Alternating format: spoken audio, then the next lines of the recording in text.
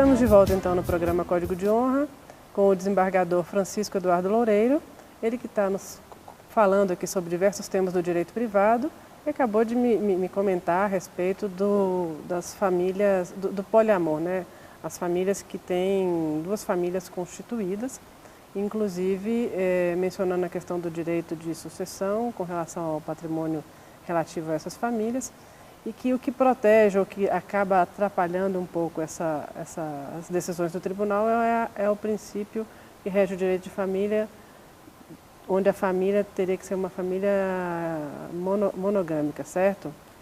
Há uma tendência a alterar esse princípio para se ajustar para as relações atuais? É claro que o ideal é que houvesse lei, mas não há, pelo menos, embora existam projetos de lei pendentes de apreciação no Congresso, não há expectativa de que eles votem essa matéria a curto prazo. Por isso, embora não haja lei, os tribunais têm que lidar com essa questão, porque há pessoas que vivem essa situação e que querem saber se têm ou não direitos. E por isso o tribunal é obrigado a responder com ou sem lei. A tendência do tribunal, por hora, é dizer que a monogamia é um princípio do direito de família, portanto, a segunda esposa ou o segundo esposo, porque vale para os dois lados, vale para os dois cônjuges, para os dois companheiros, tem direitos restritos, ou seja, o que nós reconhecemos, por exemplo, é que quando a segunda ou o segundo contribuiu para a formação do patrimônio comum, e às vezes acontece, para comprar um apartamento onde ele vive com a outra, ou que mantém a outra numa casa, é razoável que ela receba, não porque é amante, mas porque é sócia dele, porque ajudou a construir. Isso os tribunais reconhecem, que é uma sociedade de fato entre ambos. Mais do que isso, é possível dizer que é direito sucessório, direito a alimentos, os tribunais resistem. O que começa a acontecer é os tribunais admitirem que, nessa hipótese, a pensão previdenciária por morte seja eventualmente rateada entre as duas famílias, entre a primeira e a segunda, desde que haja uma situação muito clara. Qual situação? De conivência de ambos, ou seja, não é uma situação de clandestinidade, não é uma família oculta, mas é uma família constituída e que a dinâmica daquela família sempre admitiu a família paralela, que nós chamamos. Outro tema muito interessante que o senhor comentou comigo um pouco antes aqui no intervalo foi o da multiparentalidade. Explique para nós, telespectadores, inclusive para mim, o que é a multiparentalidade e como ela funciona. Nós sempre dissemos que o parentesco vem de onde? Tradicionalmente, o parentesco é o parentesco de sangue, nós chamamos de parentesco consanguíneo, que o pai que gera o filho terá o seu nome colocado no registro civil. O parentesco pode ter por origem a adoção, mas o Código Civil fala que, além da adoção, além do parentesco consanguíneo, o parentesco pode ter outras origens. E quais outras origens seriam essas? Poderia ser, primeira origem, a questão da fertilização artificial, ou seja, da procriação artificial, in vitro ou com embrião de terceiros, ou com sêmen de terceiros, ou barriga de aluguel. Essa é uma fonte. Mas, além disso, se admite também hoje o que nós chamamos de parentesco socioafetivo. Pai não é aquele que gera, mas pai é aquele que cria. Quem gera é genitor, quem cria é pai. O vínculo entre pais e filhos é muito mais social do que genético. Eu, na verdade, reconheço como pai aquela figura que sempre me chamou de filho, que me criou, que me formou, e não aquele que deu o material genético para a minha formação. E com base nisso é que os tribunais passaram a admitir que eu tenho ou possa ter, em certos casos, um parentesco consanguíneo e, paralelamente, de forma concomitante, tem um parentesco socioafetivo. E as últimas decisões dos tribunais superiores, do Tribunal de São Paulo, inclusive, e hoje, inclusive, a regulamentação pelo Conselho Nacional de Justiça, é a possibilidade de uma criança, por exemplo, ter no seu assento de nascimento 2 pais e uma mãe, ou 2 mães e 2 pais. Como 2 pais e uma mãe?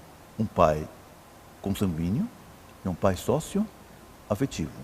Uma mãe consanguínea e uma mãe socioafetiva. É claro que, às vezes, pode acontecer, por exemplo, numa adoção de um casal homoafetivo, que a criança tenha 2 pais, porque ambos são adotantes. Aquele casal homoafetivo pode adotar uma criança.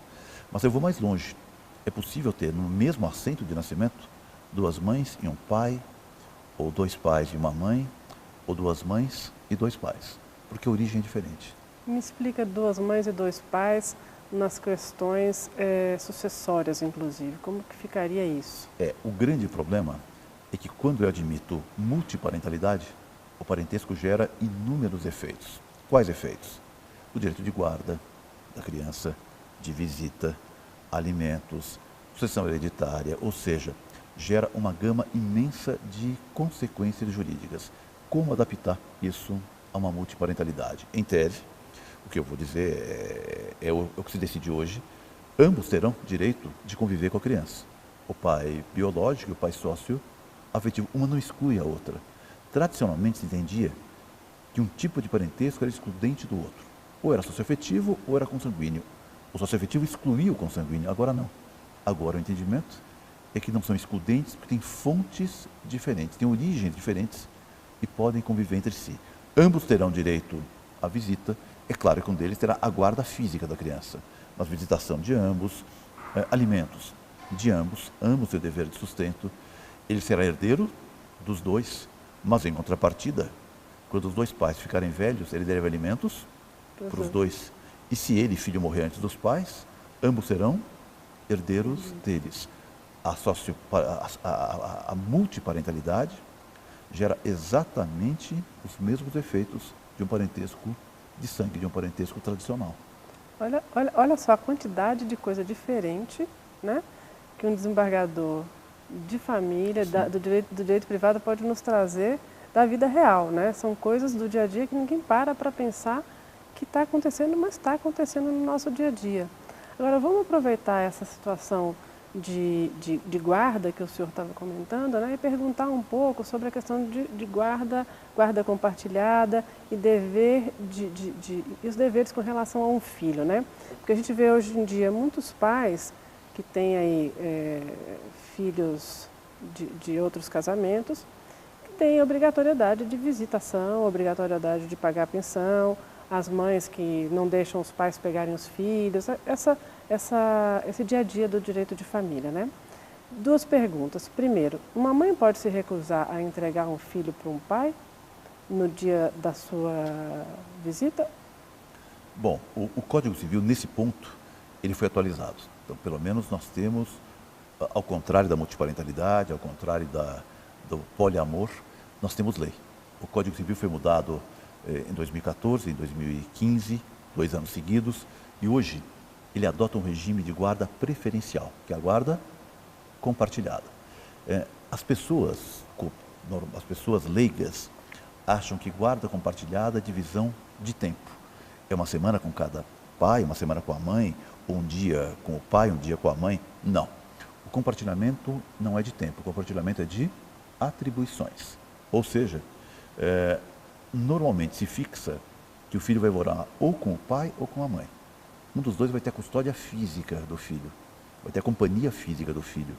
Normalmente os juízes não gostam de dar uma guarda que nós chamamos de guarda alternada, que é um dia com o pai, um dia com a mãe, ou uma semana com o pai, uma semana com a mãe, porque isso tira a rotina da criança. A criança perde referência. Pode acontecer em determinadas situações, quando a equipe multidisciplinar do fórum, psicólogas, assistentes, essa dinâmica satisfaz a criança, porque nesse caso específico é bom para ela. Caso contrário, os juízes resistem a dar guardas alternadas. Mas guarda compartilhada não é guarda alternada, é divisão de tarefas, ou seja, embora o filho permaneça, por exemplo, com a mãe, mora com a mãe, o pai, além de visitá-lo, tem o direito de opinar, de decidir tudo aquilo que é relevante para a vida do filho. Onde ele vai estudar, quem são as suas companhias, formação religiosa, formação moral, ou seja, tudo isso é uma decisão conjunta. Não é aquele com quem a criança mora que vai decidir. Tem que haver compartilhamento de tarefas, de funções e não de tempo. Isso é uma guarda compartilhada. Esse é o regime que a lei escolhe. O juiz só vai deixar de dar guarda compartilhada em situações muito específicas. Quais? Quando um dos dois não tiver um comportamento recomendável, ou seja, o compartilhamento não faz bem para a criança, e nós sempre que decidimos guarda, nós decidimos não olhando para os pais, nós decidimos olhando para a criança.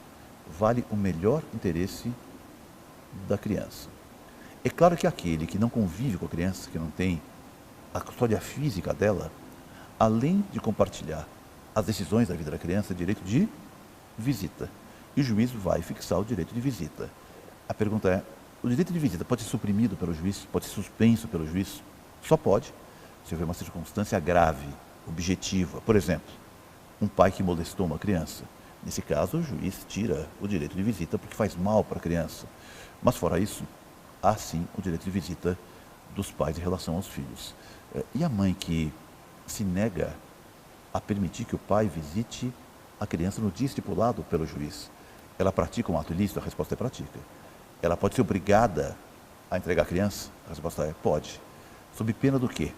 De multa, ou seja, uma sanção pecuniária, ou até mesmo de uma condução coercitiva, que um oficial de justiça acompanha a criança e acompanha a entrega dessa criança.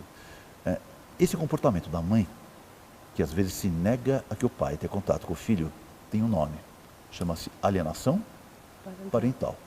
E a mãe pode sim ser punida com uma série de medidas que vão desde uma multa até a extensão da visita, já que ela resiste ou dou mais visita, em casos muito sérios, a inversão da guarda. Ou seja, a criança passa a morar com o pai e a mãe é que vai visitar a criança e não o inverso, em casos bem severos. Eu queria fazer uma perguntinha rápida, porque o nosso tempo já está se esgotando. O pai é obrigado a pegar a criança ou ele pode pegar a criança em tais datas ou ele é obrigado a pegar a criança? A visita é um direito ou é um dever? Isso. Ambos. A visita é um direito do pai, que o juiz vai fixar, mas é um dever. Pode o pai dizer, esse mês ou esse ano eu resolvi não visitar meu filho? A resposta é, em hipótese nenhuma. Por quê? Porque eu fixo a visita não apenas no interesse do pai, mas eu fixo a visita no interesse da criança. A criança tem expectativa e tem o direito de conviver com o pai. Por isso, o pai que não visita a criança, por incrível que pareça, pode ser obrigado a tanto. Como? O pagamento de uma multa é um belo exemplo, é uma bela sanção. Muito bom. Dr. Francisco Eduardo Loureiro, achei fantástica a nossa entrevista, temas super atuais, muito relevantes para o nosso telespectador em geral. Gostaria muito de agradecer a sua presença no programa Código de Honra de hoje e lhe convidar para outros vários, porque como eu mencionei no início, eu sabia que já seria tema para outros programas. E o senhor fica à disposição para o senhor fazer os seus últimos comentários para a gente encerrar o programa. Bom, eu é que agradeço o convite, agradeço a oportunidade e digo que estou plenamente à disposição para novos encontros e para outros temas relevantes. O que não falta é tema polêmico. De tédio não se morre no tribunal. Obrigado. Eu agradeço muito a participação do senhor no nosso programa. O programa Código de Honra, como vocês estão vendo, é um programa voltado para as questões mais relevantes do direito. Nós gostaríamos de convidar vocês, telespectadores, a participarem conosco do programa Código de Honra. Mandem suas dúvidas, mandem seus questionamentos, temas polêmicos que vocês tenham interesse em saber e conhecer um pouco melhor, que nós vamos convidar a pessoa que no Brasil fala bem sobre esse assunto e pode lhe esclarecer. E nós vamos, caso você tenha interesse em participar, você pode mandar o seu e-mail para códigodeonra@iasp.org.br. Será um prazer receber o seu questionamento.